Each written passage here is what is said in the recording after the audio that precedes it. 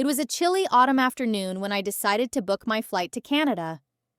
I had always dreamt of exploring this vast country, filled with towering mountains, vibrant cities, and rich cultural history. But as soon as I clicked that book button, excitement mixed with a bit of nervousness. How would I manage the costs? Would it live up to the expectations I had set for myself? And most importantly, what would I experience? Well, let me take you through my journey, a blend of adventure, history, nature, and unforgettable moments. The first thing I needed to figure out was my budget. Let's be honest, Canada can be expensive, but I was determined to make it work. Flights. I flew from New York to Vancouver, and I scored a pretty good deal, just $400 USD round trip. I found the best prices by traveling in the fall, which, as I learned, is off-season for most tourists. If you can plan ahead, booking in advance really helps cut down costs. Accommodation. In the big cities like Toronto and Vancouver, hotel prices were around $100 to $150 per night, which wasn't too bad. But I didn't want to break the bank, so I also used Airbnb for more affordable stays. In smaller towns, you could find great options for $80 per night. Transportation. Getting around Canada is pretty straightforward, especially in the major cities. I used public transit passes for $5 USD per day. For longer trips between cities, I found bus tickets for around $50 to $80 one way. But my real adventure began when I rented a car in Banff. The freedom to explore the mountains at my own pace was definitely worth it.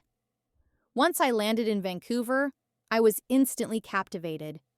The city itself is a mix of natural beauty and urban energy, and I couldn't wait to explore. I started my adventure with a day trip to Whistler.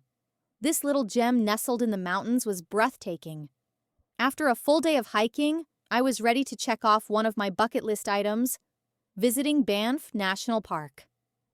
Let me tell you, when I saw Lake Louise for the first time, I almost couldn't believe how stunning it was. The water was so blue it looked unreal. I spent a day there hiking and kayaking, surrounded by towering mountains and crystal-clear lakes. It was a dream come true. Next, I hit Toronto. The city was buzzing with life. I visited the famous CN Tower, walked around the trendy Kensington Market, and spent an afternoon at Toronto Islands. Escaping the hustle of the city, every street in Toronto felt alive. Street art, music, delicious smells of international cuisines, and vibrant people everywhere. But no matter how much I enjoyed the cities, the real magic came when I stepped into Montreal.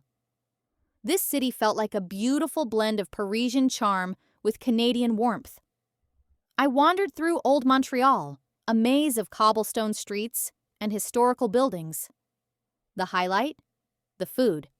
Poutine, the ultimate Canadian comfort food, was a must-try, and the maple syrup desserts? I couldn't get enough. Every meal felt like a treat. Sure, the big cities were exciting, but the real magic of Canada lay in its hidden gems. One of the most unforgettable stops on my trip was Quebec City. As I walked through the old Quebec district, I felt like I had traveled back in time. The narrow streets, centuries-old buildings, and cozy bistros made me feel like I was in a storybook. I spent a few days here, just soaking in the French-Canadian culture, sampling delicious pastries, and strolling along the city's ancient walls. But Canada isn't just about cities and landmarks. It's also about the wild places that feel like they haven't been touched by time. I spent a few days biking through Prince Edward Island, a peaceful haven with stunning coastlines and charming towns. I could feel the calm wash over me as I cycled along the coast, looking out at the endless ocean. It was a perfect retreat from the fast pace of the cities. One of the things I loved most about my trip was how customizable it felt. Canada offers something for everyone, whether you're into adventure, history, or food. Nature. If you're into hiking, I could have easily spent weeks in the Rockies, exploring trails and lakes. I chose a few of the best spots, but you could easily tailor a whole trip around outdoor adventures, like canoeing in Ontario's lakes or skiing in Whistler. History. I took some time in Ottawa, where I visited Parliament Hill and the Canadian Museum of History. I could have spent days learning about Canada's roots. If you're into history, you can easily extend your stay and explore more historical landmarks across the country. Food. As a food lover, I made sure to visit Montreal and Toronto. But honestly, each region of Canada has something special to offer.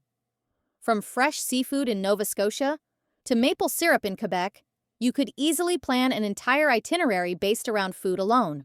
As I reflect on my journey, I realize how much Canada gave me: adventure, culture, food, and nature. It was everything I expected and more. The landscapes left me in awe. The cities were vibrant and the people so friendly and welcoming. If you're thinking of visiting Canada, go for it. It's a destination that truly offers something for every traveler. Whether you're seeking nature, adventure, history, or even a relaxed escape, you can customize your trip to make it your perfect vacation. Canada is without a doubt a place you'll want to return to again and again. Now it's your turn. Have you been to Canada? Or is it on your travel list? Drop a comment below with your favorite spot or any questions you have. Let's share our stories and plan the ultimate Canada adventure together.